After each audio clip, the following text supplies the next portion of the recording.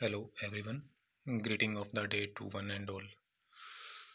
Last lecture में हमने छोड़ा था कि हमने देखा था रेशियो के प्रकार कितने प्रकार होते हैं। मुख्य रूप से 4 देखे थे हमने, उनका हम आज उनसे आगे अध्ययन करते हैं। उनमें से जो पहला प्रकार है लिक्विडिटी रेशियो, उसको हम आज स्टडी करेंगे।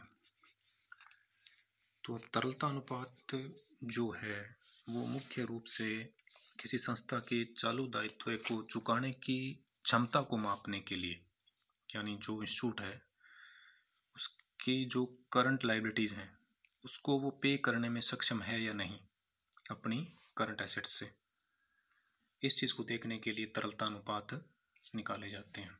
इसी को तरलता अनुपात कहा जाता है। तरलता अनुपात मुख्य रूप से आगे 3 भागों में डिवाइड किया जाता है, जिसमें से पहला है चालू अनुपात या करंट रेशियो, दूसरा है तरल, इसे त्वरित अनुपात भी कहते हैं, क्विक रेशियो या लिक्विड रेशियो, इसको एसिड टेस्ट रेशियो के नाम से भी जाना जाता है, अम्ल परीक्षण अनुपात के नाम से भी। ऐसा क्यों कहते हैं हम इसमें आगे देखेंगे।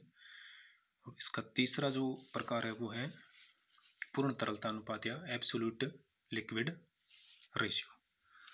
तो तरलता अनुपात मुख्य रूप से हमने देखा है कितने प्रकार का होता है, 3 प्रकार का होता है, और जो किसी संस्था की शोधन क्षमता को नापने के लिए निकाले जाते हैं। इसमें देखते हैं कि चालू दायित्वों के देय होने पर उसकी भुगतान की एक संस्था की योग्यता कितनी है, वो अल्पकालीन अपने जो दायित्व है उनको कितने टाइम में वो उनका पेमेंट कर सकती है। तो हम इसमें आगे देखते हैं। पहला जो प्रकार है वो लेते हैं करंट रेशियो। करंट रेशियो के अंदर हम देखते हैं कि चालू अनुपात में हम देखते हैं चालू संपत्तियां और चालू दायित्वों के मध्य एक संस्था का संबंध कैसा है। यानी एक संस्था की एक फाइनेंशियल ईयर के अंदर जितनी करंट लायबिलिटीज़ हैं उसके तुलना में उसके जो करंट एसेट्स हैं वो कितनी है, ये देखने के लिए हम क्या निकालते हैं, करंट रेशियो निकालते हैं। करंट रेशियो का meaning, it is used to measure a company liquidity and short term डेब्ट पेइंग एबिलिटी। यानी एक संस्था की जो लिक्विडिटी है वो उसके शॉर्ट टर्म डेब्ट को पे करने के लिए एबल है या नहीं है। शॉर्ट टर्म डेब्ट से क्या से है, डेब्ट which is raised and repayable within a period of 1 financial year और calendar year. Mostly financial year होता है, कुछ संस्थाएं कैलेंडर ईयर भी लेके चलती हैं, यानी एक जो वित्तीय वर्ष है उसके अंदर जो उसकी लायबिलिटीज हैं उसको पे करने की ताकत उसकी है या नहीं, इसको कहते हैं करंट रेशियो।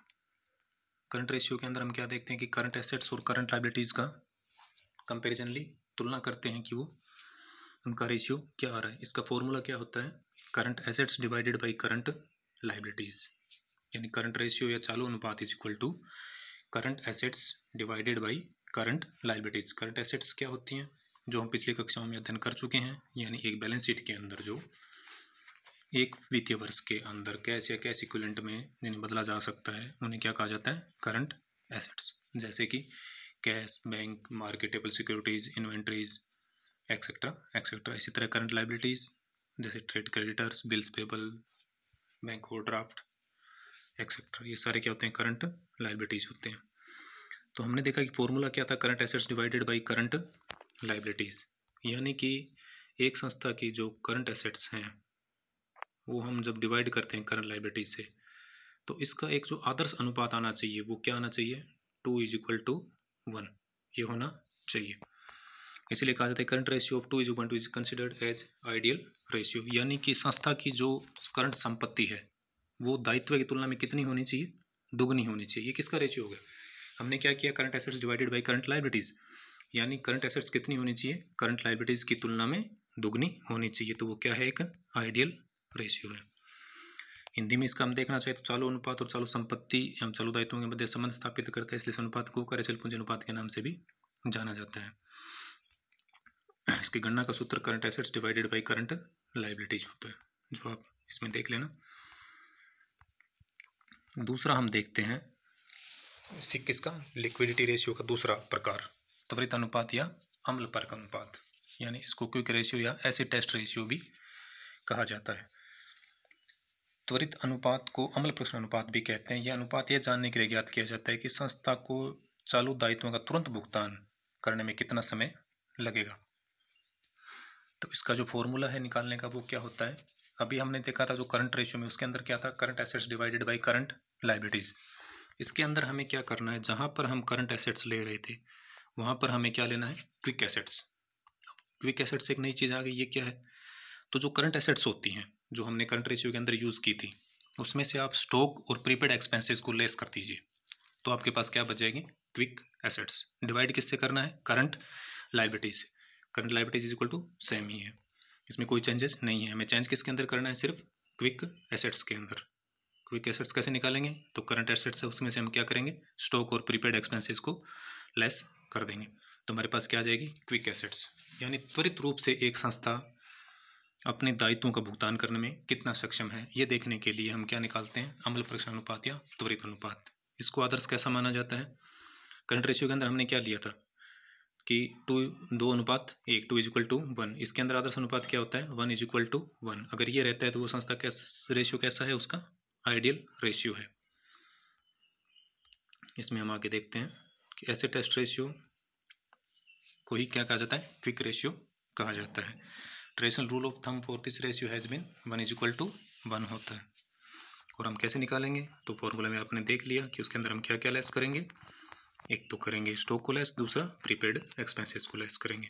क्योंकि इनको क्यों लेस किया जाता है, क्योंकि क्विक एसेट्स इसके नाम से स्पष्ट है कि क्विक एसेट्स कौन सी होती हैं, इनको हम उसी टाइम कैश में कन्वर्ट नहीं कर सकते, थोड़ा टाइम लगता है। स्टॉक को भी अगर आप कन्वर्ट करेंगे तो थोड़ा टाइम लगेगा, प्रीपेड एक्सपेंसेस में भी टाइम लगता है। तो हम वो एसेट्स लेके चलते हैं जो ऑन द स्पॉट कैश के चेंज हो जाती है। इसका formula quick assets divided by current liabilities. Quick assets क्या होंगी, cash, bank, short term marketable securities, debtors, receivable, जिसको ऑन द स्पॉट कैश में कन्वर्ट किया जा सकता है। एक्सक्लूडेड क्या क्या एक्सक्लूडेड है, प्रीपेड एक्सपेंसेस और स्टॉक।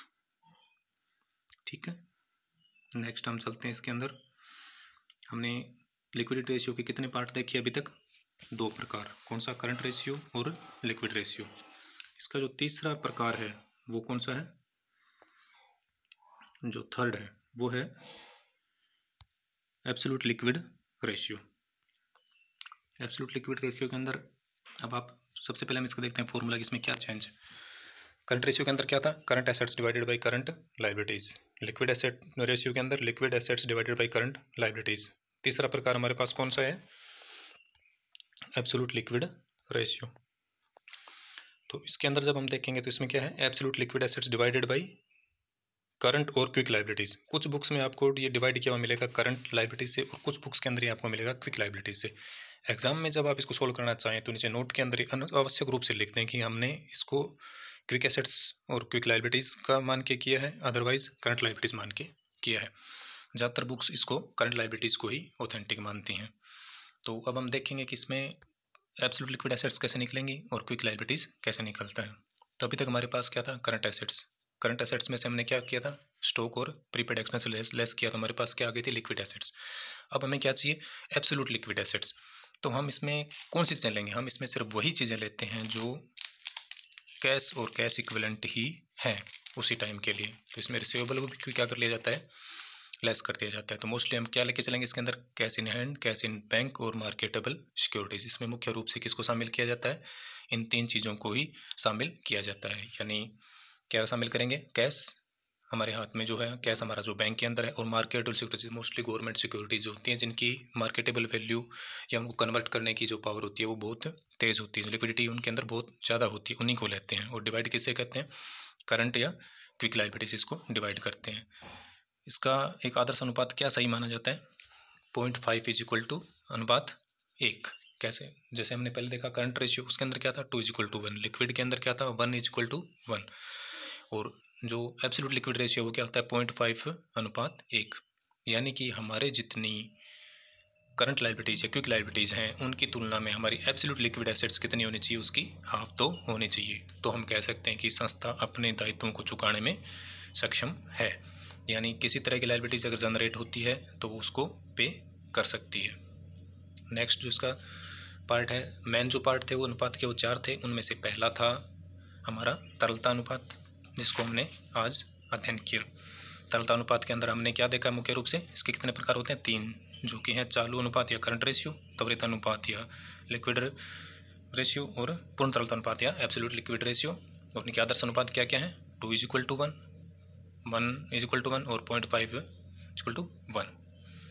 नेक्स्ट इसका दूसरा पार्ट है, वो हम नेक्स्ट लेक्चर में अध्ययन करेंगे। Thank you.